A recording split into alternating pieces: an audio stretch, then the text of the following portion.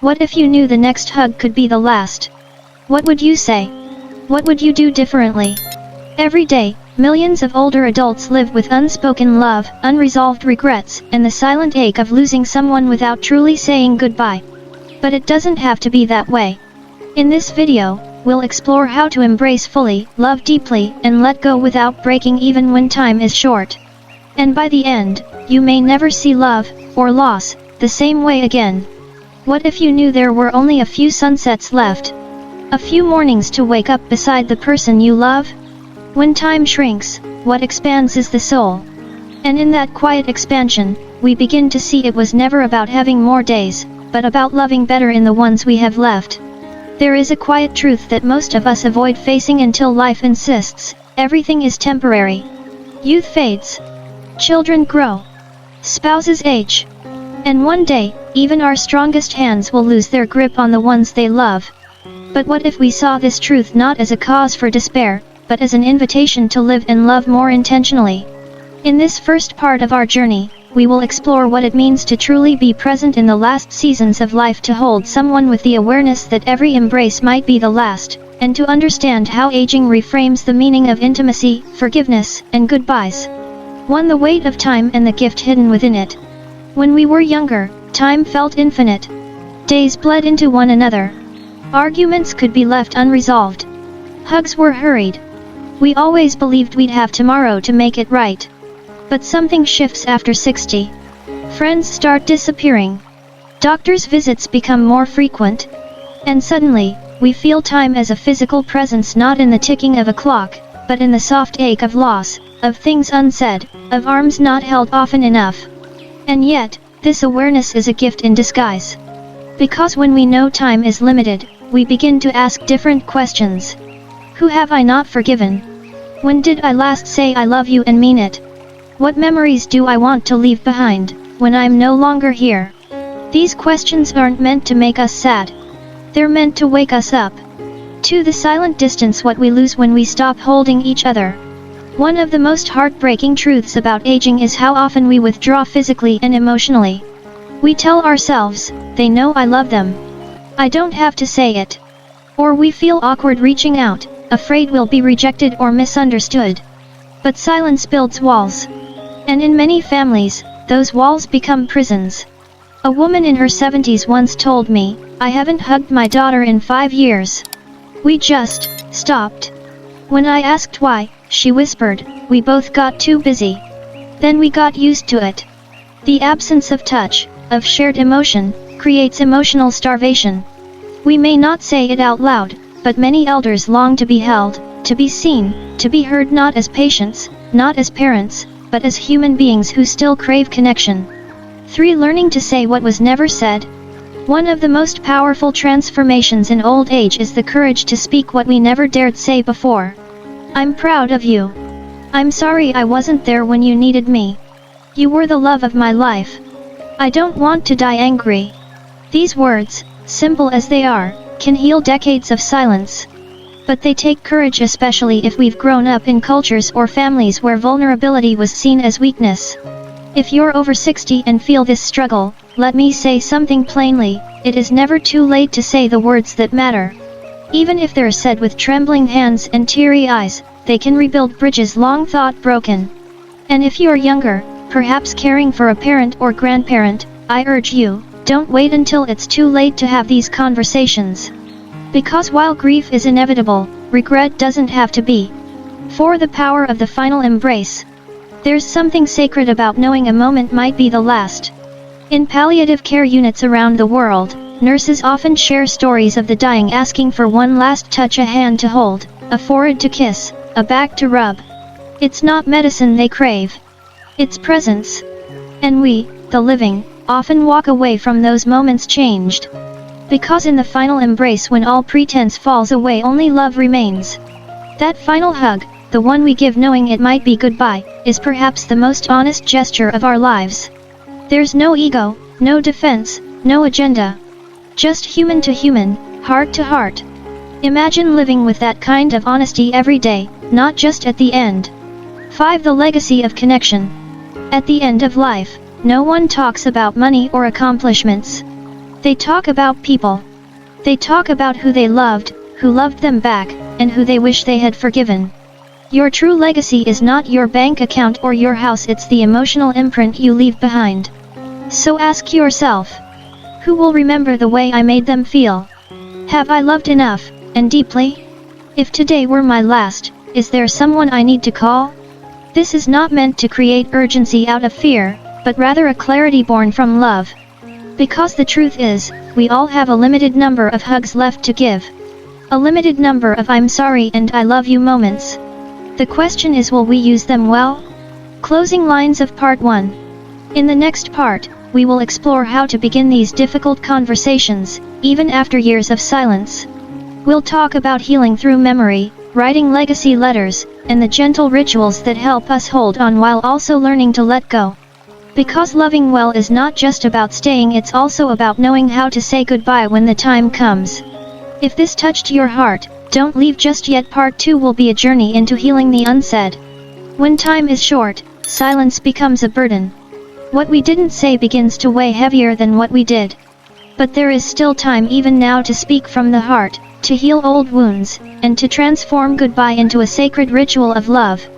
1. The loneliness of the unspoken. For many older adults, the ache of aging is not found in the body, it's found in the silences that have grown over the years.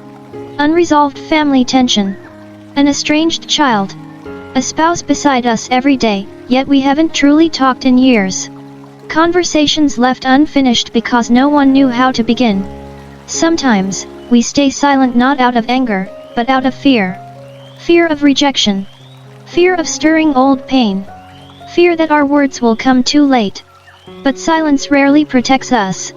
In fact, it often becomes a prison, a quiet suffering shared by too many in their later years. And here is the hard truth, one day, either you or they will be gone. And the chance to say the healing words will go with them. 2. What we need to say before it's too late. There are a few things that, if left unsaid, become heavy regrets after someone is gone. Yet they are simple, human, necessary. I'm sorry. Not because you were entirely wrong, but because love is worth more than pride. A simple apology can reopen doors sealed shut for decades. Thank you. 4. Sacrifices unspoken. For love shown in quiet ways. For staying, even when life got hard. I forgive you. Not to excuse what was done, but to free yourself from the weight of carrying resentment into your final years. I love you. Not in a rushed, casual way. But slowly. Tenderly. With eye contact. With presence. Because those 3 words, spoken with truth, can become a lifetime's balm in one breath. 3. Writing it down when speaking feels too hard. Not everyone finds it easy to speak directly. Some of us come from generations where emotions were kept locked inside. But that doesn't mean your truth has to stay silent. Write a letter. Yes, a simple handwritten letter. Many older adults have found freedom in writing things they could never say aloud. A mother writing to her son she hasn't seen in 20 years. A husband expressing what 50 years of marriage meant, even though he never said it out loud. A grandmother telling her granddaughter the story of her first love, not for drama, but to pass down courage. Letters have a power. They slow us down. They help us choose words from the heart, not from habit. And even if the person never reads it, even if they're no longer here, the act of writing can heal the soul. Try it. Begin with, there is something I've been meaning to say. And let your heart guide your hand. 4. Small rituals, big healing. Healing doesn't always require big conversations. Sometimes, it's in the quiet gestures. Holding a hand for longer than usual. Looking someone in the eye and smiling without words. Bringing out an old photo and reminiscing together. Making someone their favorite tea and sitting with them, no phones, no distractions.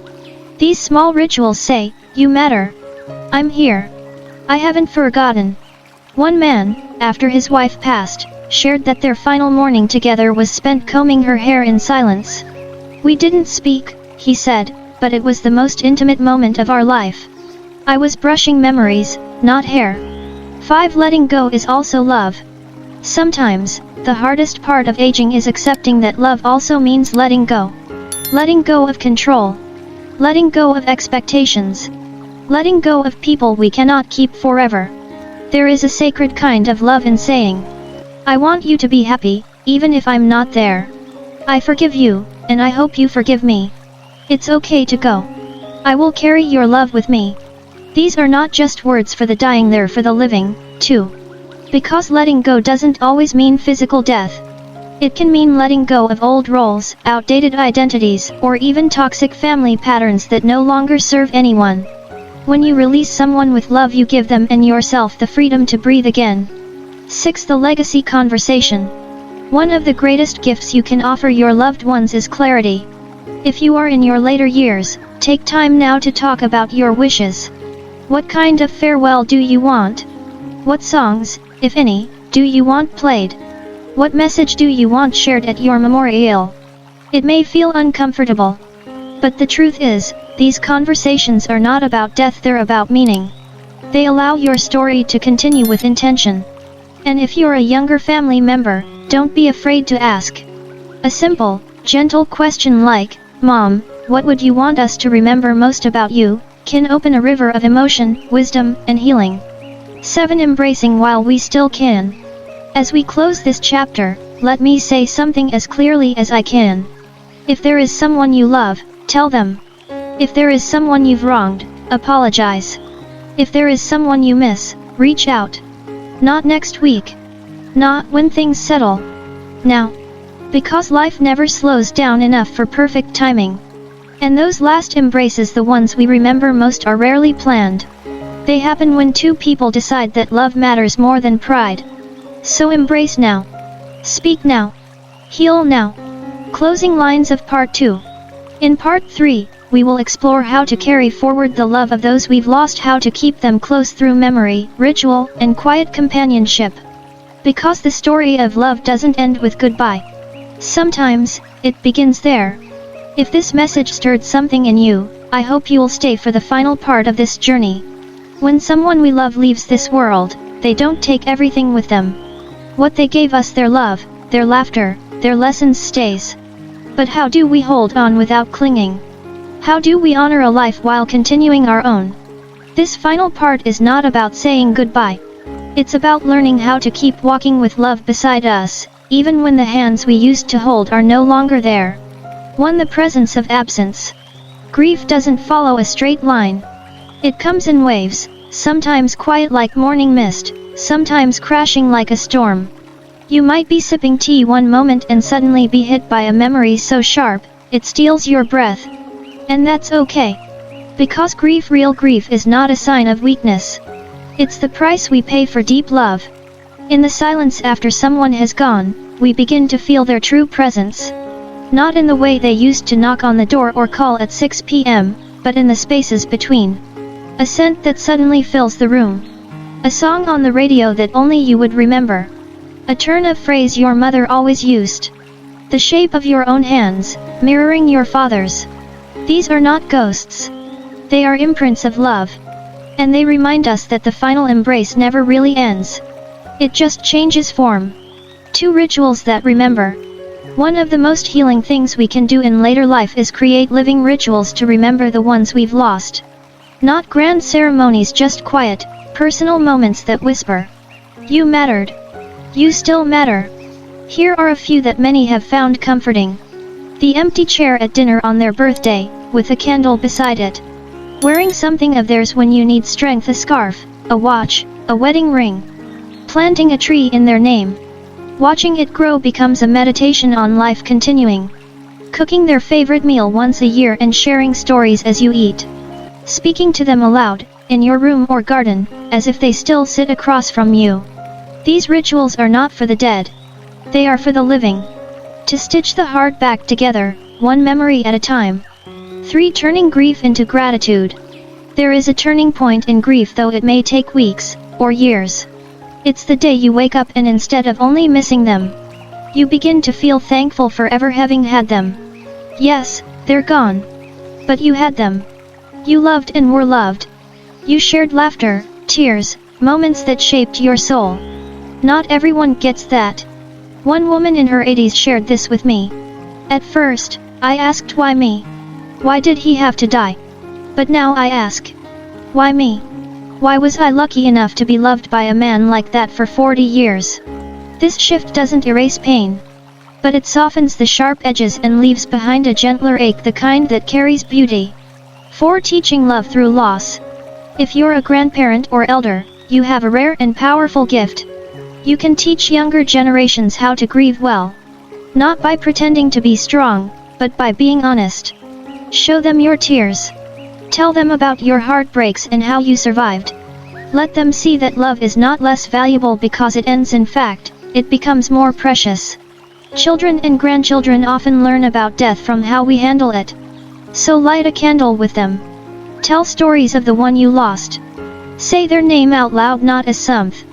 This is how we pass down not just pain, but love. 5. Building a legacy of love. In our final years, many of us begin to think, what will I leave behind? A legacy is not just money or possessions. It's the emotional imprint we leave on the hearts of others. Ask yourself, did I love well? Did I say what needed to be said? Did I forgive? Did I allow myself to be forgiven? Did I make time for laughter, hugs, apologies, and grace? If not yet, it's never too late. Some of the most powerful legacies come from people who transformed in their last chapters. A father who said, "I'm proud of you" for the first time at 78. A grandmother who left behind handwritten letters for each grandchild to open at key moments in their life. A neighbor who gave away all her cookbooks with personal notes inside, as a final gift. We are always writing our story right up to the final page. Make sure your story says, "I chose love," even at the end. 6. Letting life back in. There will come a day, and it might feel strange, when you find yourself laughing again. Really laughing. Or enjoying a sunset without guilt. Or buying flowers without feeling like something's missing. When that day comes, do not feel shame. Do not think you are forgetting them. You are not. You are living. And living fully is the final tribute you can pay to the ones you loved. Carry them with you, not as a burden, but as a companion on the quiet road ahead. Final words, the embrace that never ends. So what is the final embrace? It's not one last hug. It's not the funeral or the goodbye. The final embrace is what we do with the love we're left with. It's how we speak their name. How we hold their memory gently. How we allow ourselves to feel joy again, knowing they would want nothing less. So let's stop waiting to say the things that matter. Let's stop hiding our love behind pride, our grief behind silence. Because time is short. But love, when spoken, remembered, and shared, lasts far beyond it.